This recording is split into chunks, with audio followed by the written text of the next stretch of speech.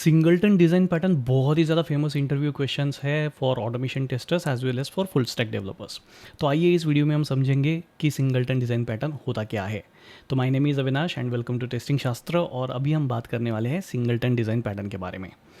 अब देखिए, जावा के अंदर या फिर किसी भी प्रोग्रामिंग लैंग्वेजेस के अंदर आपको डिज़ाइन पैटर्न बनाने के लिए ऑप्शन मिल जाते हैं काफ़ी सारे। तो there are so many design patterns available in the market.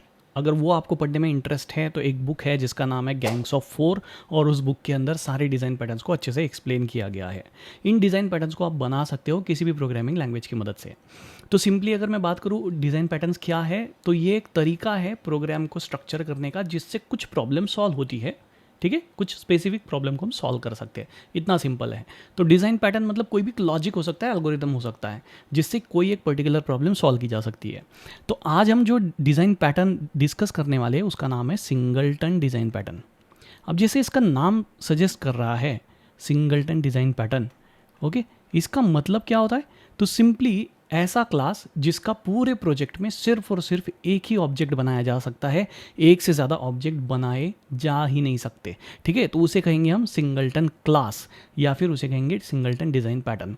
तो यहाँ डेफिनेशन से इतना तो पता चल गया हमको कि ऐसा क्लास जिसका सिर्फ और सिर्फ एक ही ऑब्जेक्ट बनेगा उसे हम कहेंगे सिंगलटन क्लास। इसको थोड़ा सा प्रैक्टिकली समझ लेते ताकि हमको अंदाज़ा आ जाए चीज़ों का।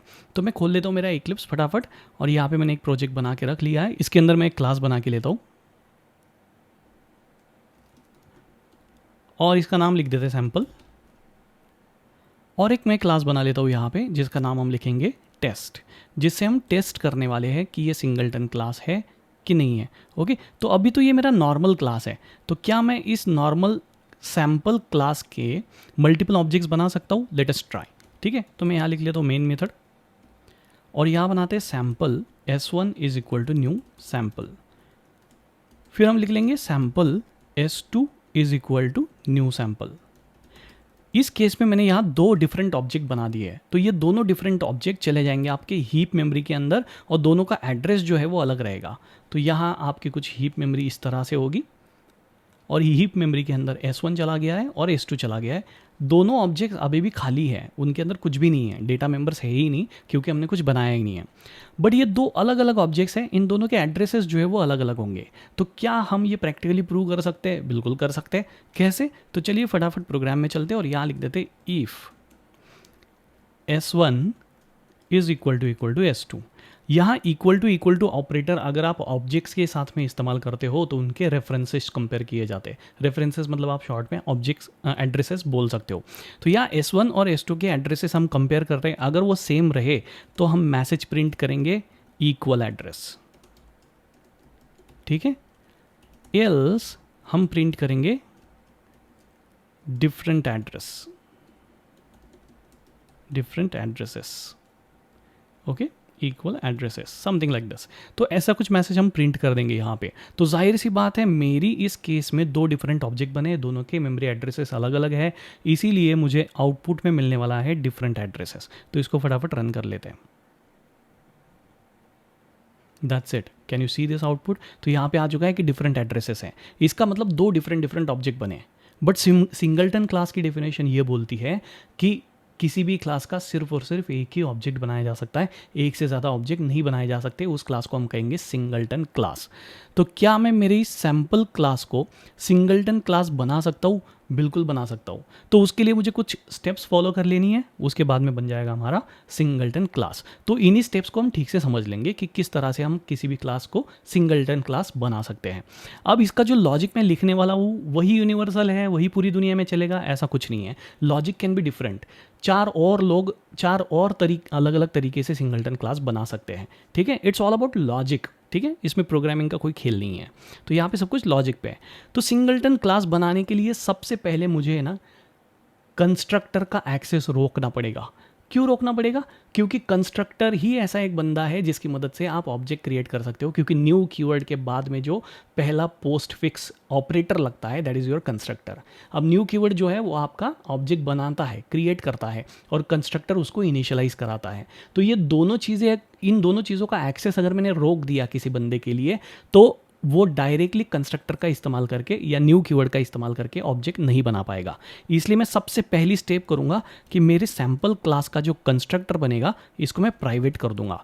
जैसे ही मैंने प्राइवेट किया, आप टेस्ट क्लास को ऑब्जर्व कर सकते हो, यहाँ पे मुझे एरर आने लगी है। तो यहाँ पे मुझे न्यू कीवर्ड और कंस्ट्रक्टर का इस्तेमाल करने को नहीं मिल रहा है। I can not use constructor to create object of this class. इतना सिंपल है। तो मैंने सबसे पहले ना कंस्ट्रक्टर का एक्सेस रोक दिया, बट मेरा मोटो ये था कि एक ही ऑब्जेक्ट बने, ये नहीं था कि एक भी नहीं बने। ठीक है, तो इस केस में क्या हो जाएगा, यहाँ पे कंस्ट्रक्टर का एक्सेस आपने रोक दिया तो सामने वाला कोई भी ऑब्जेक्ट नहीं बना पाएगा। ऐसा नहीं होना चाहिए। तो इसलिए हम हमारे सैम्पल क्लास में दूसरा चेंज करेंगे। हम सामने वाले बंदे को एक मेथड दे देंगे, दैट इज क्रिएट इंस्टेंस।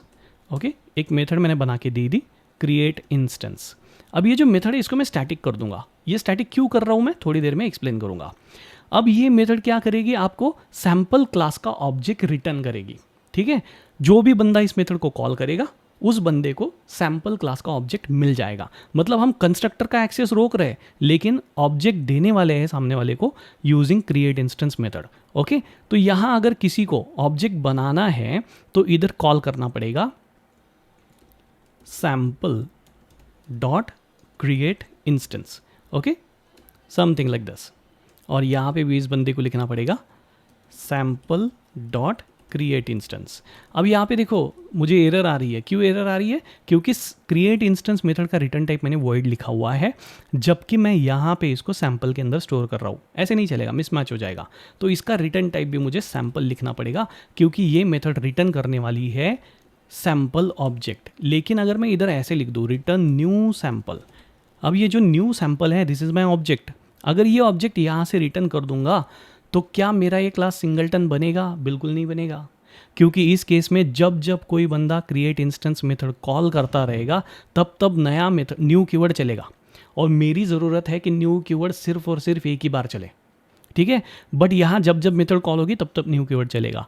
इसका मतलब मुझे ये जो ऑब्जेक्ट बनाने का प्रोसेस है, विधि है, ये यहाँ पे नहीं करनी चाहिए। तो ये मैं करूँगा एक स्टैटिक ब्लॉक के अंदर। अब स्टैटिक ब्लॉक ही क्यों? क्योंकि स्टैटिक ब्लॉक अपनी पूरी लाइफ टाइम में सिर्फ और सिर्फ एक ही बार एग्जीक्यूट होता है, एक से ज़्यादा बार एग्जीक्यूट हो ही नहीं सकता। इसलिए मैं ऑब्जेक्ट बनाने की जो प्रोसेस है ये स्टैटिक ब्लॉक में कर दूंगा। बट ये जो ऑब्जेक्ट बना है अभी लोकली है, इसको मुझे किसी ग्लोबल इंस्टेंस वेरिएबल या स्टैटिक वेरिएबल में स्टोर कराना पड़ेगा। तो मैं इस स्टैटिक ब्लॉक में क्रिएट किए ऑब्जेक्ट को यहाँ ऊपर प्राइवेट वेरिएबल बना लेता हूँ सैम्पल एस। ओके, और इसको स्टैटिक कर देंगे। अब स्टैटिक क्यों करना है? क्योंकि आप इंस्टेंस वेरिएबल को स्टैटिक ब्लॉक में डायरेक्टली कॉल नहीं कर सकते बिना ऑब्जेक्ट बनाए। ठीक है, उसके लिए ऑब्जेक्ट बनाना पड़ेगा, और यहाँ पे मैं ऑब्जेक्ट बनाने की जो प्रोसेस है उसको बाईपास करने की कोशिश कर रहा हूँ, इसलिए मैंने इसको बना दिया है स्टैटिक। तो अगर आपको स्टैटिक ब्लॉक, स्टैटिक कीवर्ड, इन सब कंसेप्ट्स के बारे में जानकारी नहीं है तो ये वीडियो कुछ भी समझ में नहीं आएगा। ठीक है, तो आई वुड रिकमेंड कि आप मेरे स्टैटिक कीवर्ड की वीडियोज़ को जाके देख लो। ओके, तो यहाँ पे मैंने लिख दिया एस इज इक्वल टू, अब क्या हो जाएगा, जो न्यू सैम्पल बना हुआ ऑब्जेक्ट है, यहाँ पे जो ऑब्जेक्ट बना है वो एस नाम के वेरिएबल के अंदर स्टोर किया जाएगा। अब एस नाम के वेरिएबल में हमारा ऑब्जेक्ट आ चुका है, और इसी एस को हम यहाँ से इस मेथड के अंदर से रिटर्न करा देंगे। दैट्स इट, हो गया मेरा सेटअप रेडी और बन गया मेरा सिंगलटन क्लास। अभी इसको फटाफट एक बार टेस्ट कर लेते हैं कि सही में ये सिंगलटन क्लास बना है कि नहीं बना है।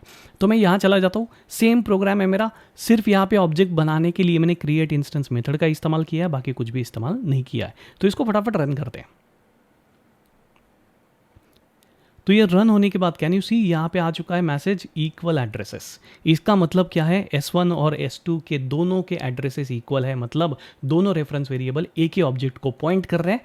इसका मतलब हमारा एक ही ऑब्जेक्ट बन चुका है, and that is why we can call sample class as singleton class. कितना सिंपल है, हो गया। अब बहुत सारे लोग सवाल पूछते हैं कि यार सिंगलटन क्लास का एक्चुअल यूज़ कहाँ पे होता है। तो let me give you some example. Imagine करिए आप कोई ई कॉमर्स वेबसाइट को डिज़ाइन कर रहे हो, वहाँ पे आपने कार्ट बना के रखा है, कार्ट नाम का कोई क्लास है। तो मुझे एक चीज़ सिंपल सी आप कमेंट में बताना कि कभी भी किसी भी ई कॉमर्स वेबसाइट पे कार्ट दो हो सकते हैं क्या? ऑब्वियसली नहीं हो सकते, एक ही कार्ट हो सकता है, और उसी कार्ट के अंदर हम सारी चीज़ें ऐड करेंगे। तो कार्ट का जो क्लास रहेगा उसके मल्टीपल ऑब्जेक्ट बनने चाहिए क्या? ऑब्वियसली नहीं बनने चाहिए। और अगर उसके मल्टीपल ऑब्जेक्ट नहीं बनने चाहिए तो एक ही ऑब्जेक्ट बनना चाहिए, जाहिर सी बात है। इसलिए मैं जो कार्ट क्लास बनाऊंगा किसी भी ई कॉमर्स वेबसाइट के अंदर, उसको लिख दूंगा सिंगलटन क्लास। अब सिंगलटन क्लास का कोई लाइव एग्जाम्पल है क्या? बिल्कुल है। अगर आपने log4j या SLF4j देखा हुआ है तो उसके अंदर आपको जो लॉगर नाम का क्लास मिलता है, वहाँ पे लॉगर नाम का जो क्लास है उसका ऑब्जेक्ट आप directly logger logger equal to new logger ऐसा नहीं बना सकते।